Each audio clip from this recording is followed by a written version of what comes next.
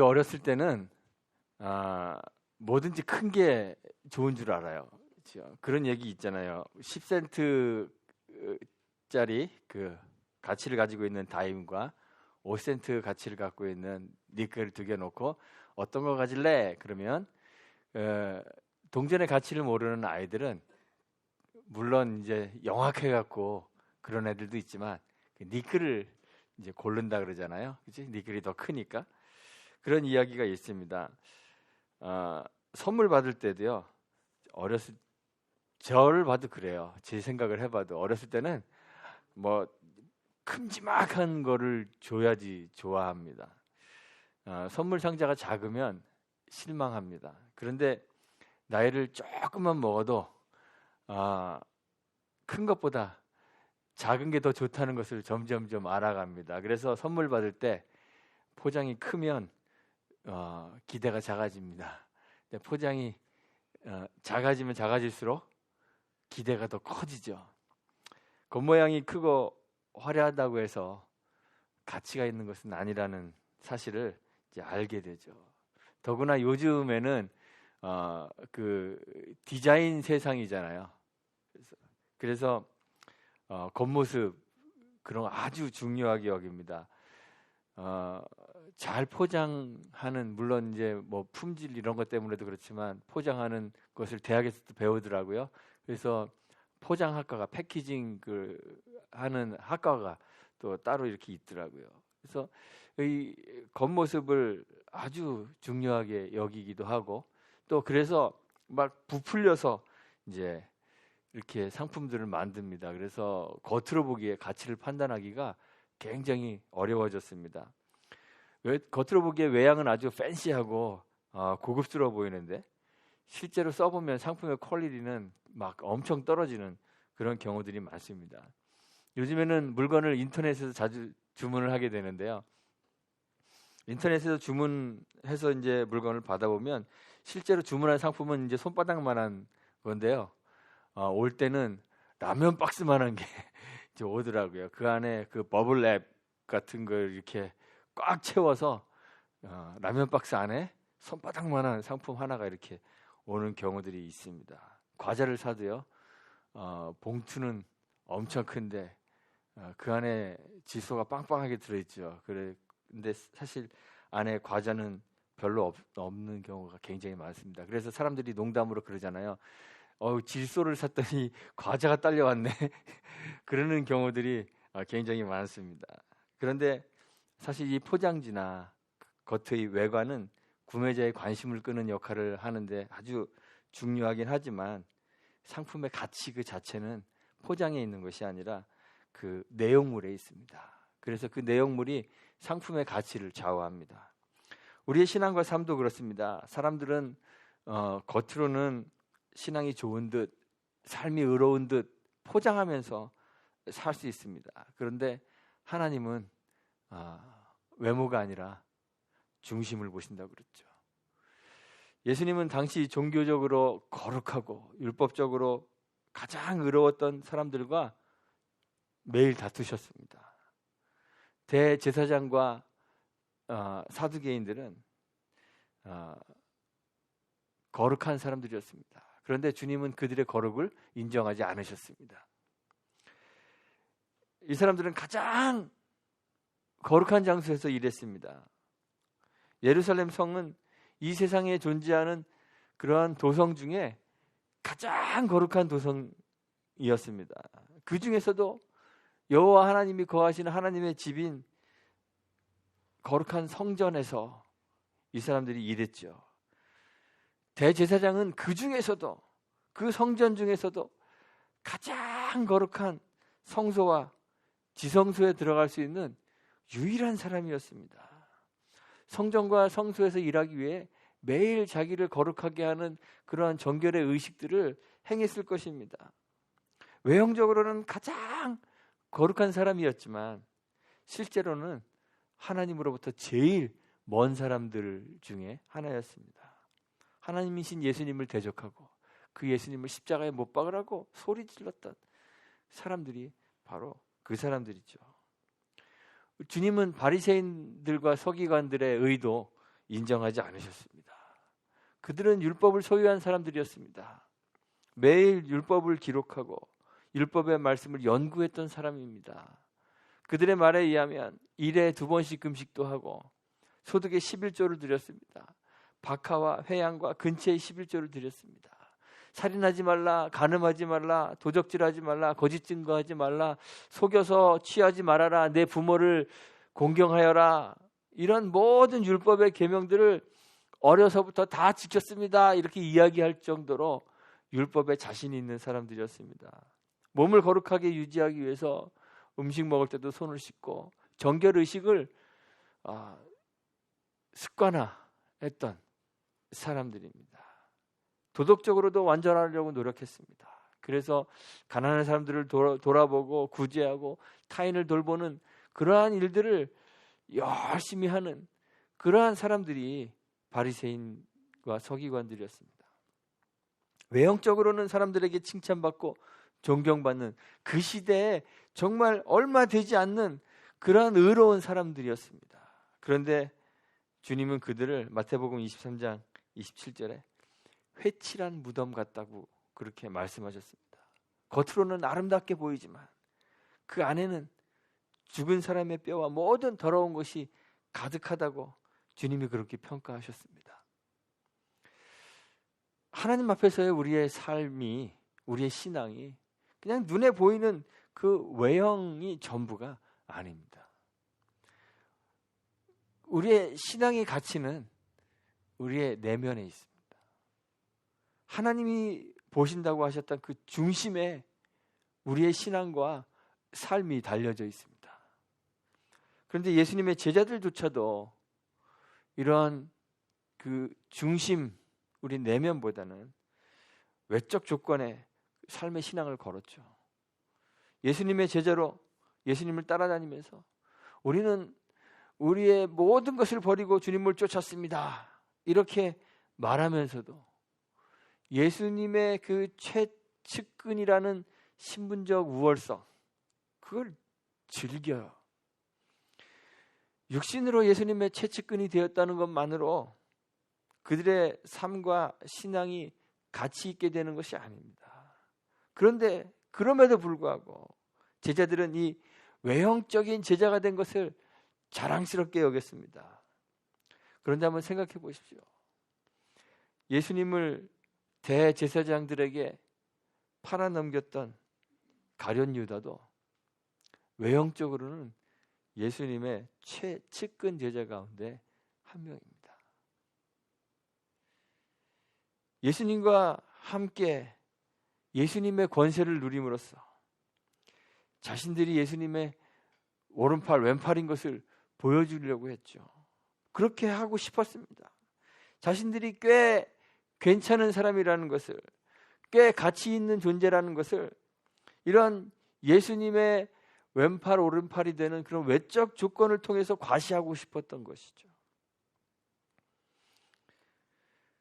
초대교회도 사람들은 이렇게 외적인 것으로 삶과 신앙의 존재의 가치를 평가하는 잘못을 종종 저지릅니다.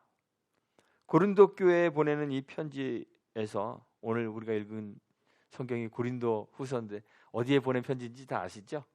예, 고린도 교회에 보낸 편지입니다. 고린도가 쓴 게 아닙니다. 고린도 교회에 보낸 편지죠. 이 편지에서 바울은 자신에게 대적하는 사람들이 있다, 이렇게 이제 언급을 합니다. 대적자들이 바울의 사도로서의 자격을 의심하고 비난합니다. 바울은 베드로나 요한처럼 예수님을 곁에서 따라다녔던 예수님의 최측근 제자가 아닙니다. 게다가 예수 믿는 사람들을 옥에 가두고 때리고 핍박했던 사람입니다. 이 초대교회 시대에 어떤 사람들은요, 그 교회가 시작된 예루살렘 교회 시작인 그 예루살렘 교회에서 써준 추천서를 들고 다니는 사람들이 있었던 것 같아요.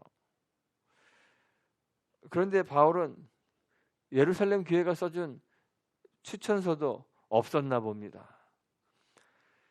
그래서 이 고린도 교회의 신자들 가운데도 바울의 사도성을 의심하고 그를 비난하는 사람들이 있었던 것 같아요. 그래서 바울이 고린도후서 3장 1절에서 그러죠. 우리가 다시 자천하기를 시작하겠느냐? 내가 다시 내에 대해서 다시 자랑하고 떠벌리고 내가 어떤 사람이라 이야기해야 되겠느냐? 이런 거예요. 우리가 어찌 어떤 사람처럼 천거설을 너희에게 붙이거나 혹 너희에게 맞거나 할 필요가 있느냐? 이렇게 물어봐요. 그러니까 어떤 사람들은 추천서를 들고 다니면서 야, 내가 예루살렘에서 추천받은 복음 전도자다 그러고 다니는 것 같아요.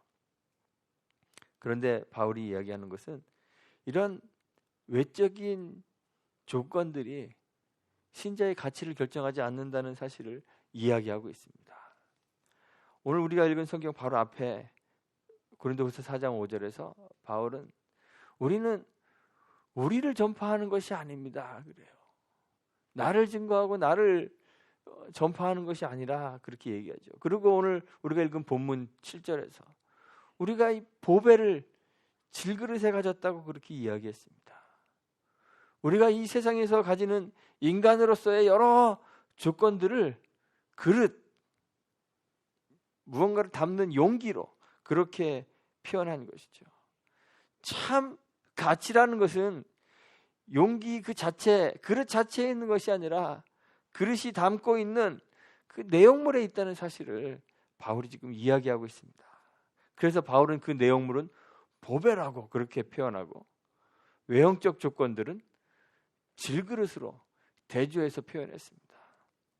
보배와 대조하기 위해서 뭐 기왕이면 금그릇이나 또는 예술적 가치를 갖고 있는 명품 도기 뭐 이렇게 이야기해도 괜찮을 텐데 바울은 흔하고 별 가치 없는 그 질그릇에 비유했습니다.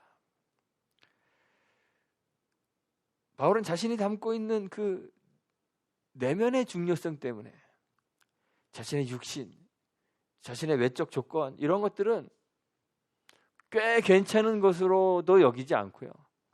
해로 여기고 가장 가치 없는 배설물로 여겼습니다. 빌립보서 3장 8절에 나오잖아요. 그리고 바울은 육신의 약함을 자랑합니다. 저는 바울은 직접 본 적이 없지만 전해져 오는 이야기들에 의하면 바울의 외모가 굉장히 볼품 없을 것이다. 이제 이렇게 생각이 됩니다. The Acts of Power and Thecla라는 그러한 위경이 있습니다. 근데 거기에 보면 바울의 외형에 대해서 이렇게 기록하고 있는데 실제로 그 사람도 뭐 바울을 봤는지 안 봤는지 모르겠는데요. 하여간 그렇게 기록하고 있습니다. 머리는 대머리고 벗겨지고 두 눈썹이 이렇게 맞붙어 있었다 그럽니다. 또 많은 사람들에 의하면 눈은 안질에 걸려서 뭐 우리 티미하다 그러죠. 눈은 안질에 걸려 있습니다. 코는 유난히 크고 또 이게 매부리 코였다 그럽니다. 키는 작고 다리는 안짱다리입니다. 불치의 병을 갖고 있는 그런 사람으로 이렇게 묘사되어 있습니다. 정말 매력적이지 않은 그러한 외모를 가지고 있었다고 그래요. 뭐 믿거나 말거나지만. 근데 오늘날도 보세요. 뭔가 그 사람의 말에 공신력이 있어 보이려면 사람이 좀 뺀질뺀질하게 생겨야 되잖아요. 그래서 그 텍사스의 어떤 목사님은 잘생기고 그 와이프도 이쁜 걸로 아주 유명하더라고요. 그 교회 사람들이 엄청나게 몰리고요. 또 방송으로 하는 설교를 듣는 게 뭐 몇백만 명씩 이렇게 듣는다 그래요. 그런데 바울의 외모는 형편없습니다. 그런데 이런 매력적이지 않은 외모뿐만 아니라 그가 가지고 있는 자랑할 수 있는 세속의 자랑거리들 그것마저도 배설물처럼 여깁니다. 바리새인 중에 바리새인으로서의 그 율법적 의와 도덕적 우월성이 바울에게 있었는데 베냐민 지파라는 그 혈통적인 순결함 그 우월성이 있었는데 날 때부터 가지고 있는 로마 시민권자로서 사회적 신분의 우월성도 가지고 있었는데, 가말리엘 문화에서 수확한 지적 우월성도 가지고 있었는데, 이런 모든 우월성 자랑거리들도 그것들로는 삶과 신앙과 존재의 바른 가치를 주장할 수 없음을 바울이 알았어요. 그래서 바울은 그 모든 자랑거리들을 해로 배설물로 여기고, 그런 외적인 것으로 표현되는 자기 자신은 질그릇이다, 이렇게 오늘 본문에서 이야기하고 있습니다. 오늘날도 우리들은 우리의 외형으로 사람의 가치를 판단하려고 합니다. 외모 지상주의라 그러죠. 얼굴과 몸매를 가꾸기 위해서 운동도 열심히 하고 수술도 하고 시술도 하고 외모를 가꿉니다. 학력, 학벌 위주의 사회에서 학력과 학벌을 갖추기 위해서, 미국에도 그러더라고요. 비리를 저지르면서까지 좋은 학교에 입학하려고 합니다. 물질 만능주의 세상에서 부를 획득하고 부를 쌓기 위해서 노력하면서 살아갑니다. 권력의 주위에서 기웃기웃거리고 힘을 맛보려고 합니다. 그리고 그런 것으로 우리 자신과 타인들을 평가하고 판단합니다. 교회도 별로 다르지 않습니다. 교회 외형, 교인의 숫자, 교회 예산의 규모, 건물의 편의성, 교회나 목회자의 유명세, 이런 것들이 교회를 평가하는 기준이 됩니다. 교회의 가치가 교회의 외형에 달려있는 것처럼 그렇게 생각들을 합니다. 그래서 보면요, 대형교회에 출석하는 사람들에게는 일종의 우월감이 있는 것을 느낄 때가 있습니다. 제가 그 교회 다니거든요. 그 교회 다닌 거 어쩌라고요.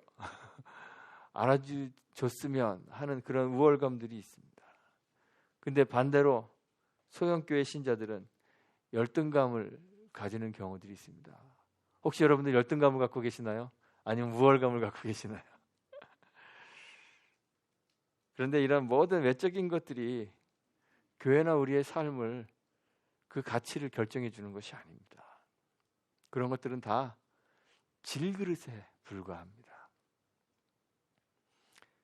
질그릇 가지고 할 수 있는 것은 아무것도 없습니다. 그래서 바울이 이야기하죠.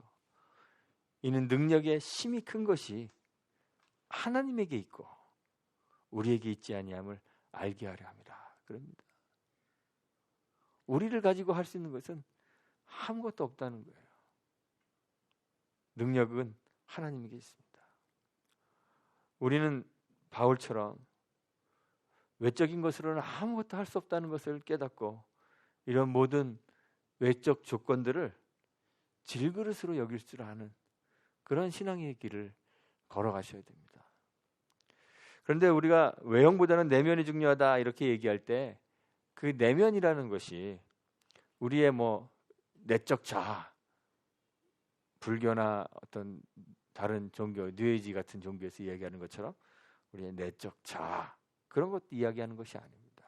도덕적이고 착하고 바른 심성을 개발해야 된다. 그래서 쟤는 생긴 건 별로인데 성격 좋아, 그런 어떤 내면의 바른 심성을 개발해야 된다, 이런 말을 하는 것은 아닙니다. 우리의 내면에 보배를 담아야 하고 그 보배가 우리의 가치를 결정한다 하는 말은, 그 보배는 우리의 자아가 아니라 우리 안에 우리 대신 사시는 그리스도를 말하는 것입니다. 바울은 이 보배를 질그릇에 가졌다 이렇게 말한 후에 8절에 보니까 우리가 사방으로 우겨쌈을 당하여도 쌓이지 아니하며 답답한 일을 당하여도 낙심하지 아니하며 핍박을 받아도 버림받지 아니하며 거꾸러뜨림을 당하여도 망하지 아니하고 우리가 항상 예수 죽인 것을 몸에 짊어지는 것은 예수의 생명도 우리의 몸에 나타나게 하려 합니다. 이렇게 이야기했습니다. 11절에도 보면 예수의 생명이 우리 죽을 육체에 나타나게 하려 한다 그랬습니다. 우리 안에 예수의 생명이 나타나게 하기 위해서 우리의 외적인 조건들을 질그릇으로 여기는 것이죠. 예수가 보배라는 말입니다. 예수가 보배이기 때문에 우리를 정말 가치 있게 만들어주는 것이 예수 그리스도밖에 없기 때문에 우리는 우리 안에 예수를 담아야 하는 것이죠. 바울이 그러죠. 예수를 담고 있기 때문에 자기 안에 그리스도가 사신 것이다 이렇게 고백했습니다. 그리스도가 산다는 것은, 우리 안에 그리스도가 산다는 것은 단순하게 지적 동의를 하는 것을 말하는 것이 아닙니다. 예수가 있었어. 예수 알아. 십자가에서 죽었다가 3일 만에 살아났어. 예수가 하나님이래 라는 어떤 지식을 가지는 것이 예수를 담고 살아가는 것이 아닙니다. 어떤 감상을 가지는 것도 예수를 안에 담고 사는 것이 아닙니다. 예수가 안에 살기 위해서 바울은 그러죠. 나는 그리스도와 함께 십자가에 못 박혔다 그랬습니다. 자아를 죽이는 삶을 살고 내 존재를 통해서 이제는 내가 아니라 나는 조금도 드러나지 않고 그리스도만 드러나는 그러한 삶을 사는 것이 예수를 안고 사는 것이죠. 그리스도의 사람들은 세상에 감출 수 없는 존재가 되는 것입니다. 그리스도가 드러날 수밖에 없는 존재가 되는 것입니다. 그리스도가 그 안에 거하시면, 그래서 그 안에 거하는 그리스도가 밖으로 표현되고 나타날 수밖에 없습니다. 그래서 주님이 제자들에게 그러죠. 너희는 세상의 빛이다. 너희는 세상의 소금이다. 말씀하셨던 것이 그런 이유입니다. 산 위에 있는 동네가 숨기지 못할 것은 그 빛의 특성 때문에 그런 것이. 빛이라는 것은 감출 수 없는 특성이 있기 때문에 그런 것입니다.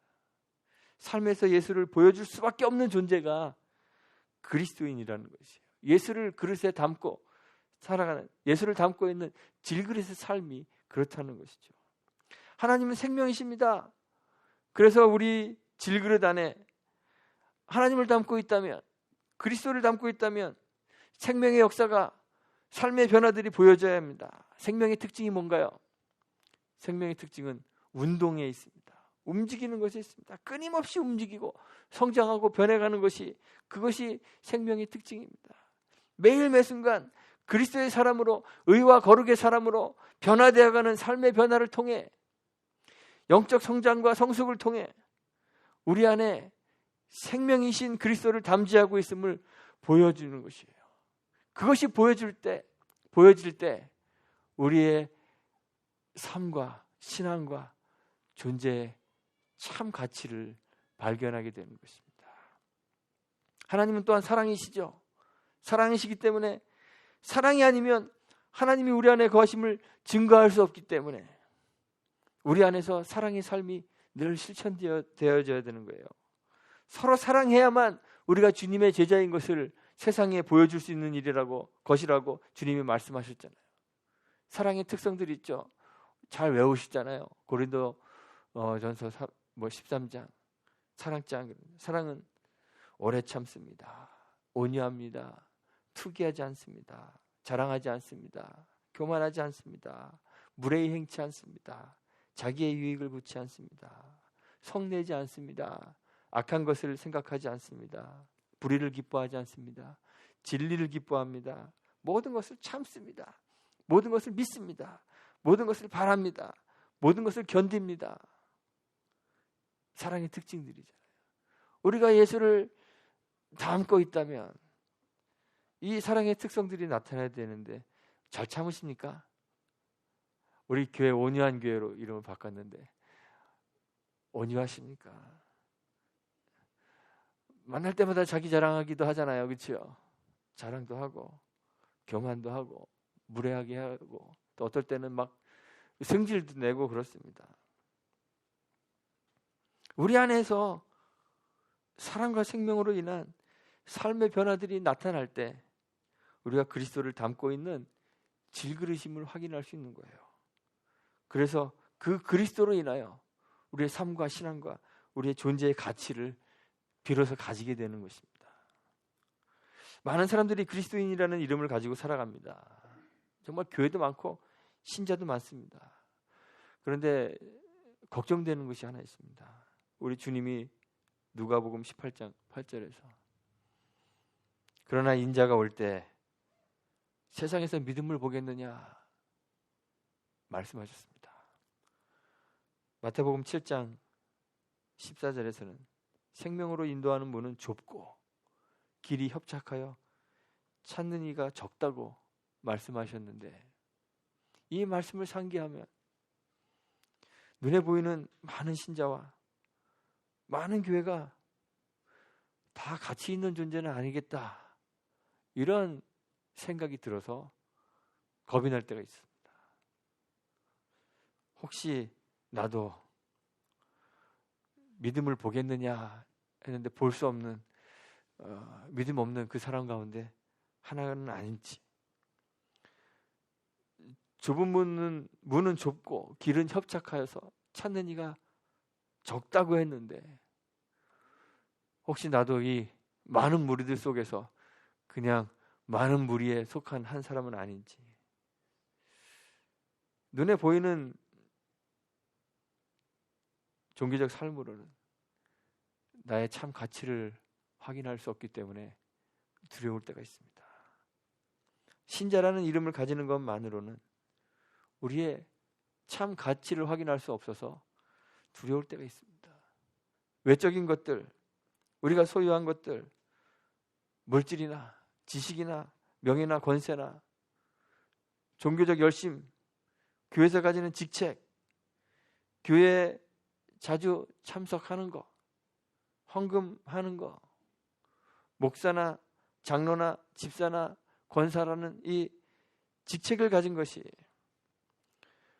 우리를 가치 있는 존재로 만들어주는 것은 아니기 때문에 두려울 때가 있습니다. 교회도 그렇습니다. 교회라는 이름을 가졌다고 해서 교회가 되는 것은 아닙니다. 교회가 가진 외적인 조건들,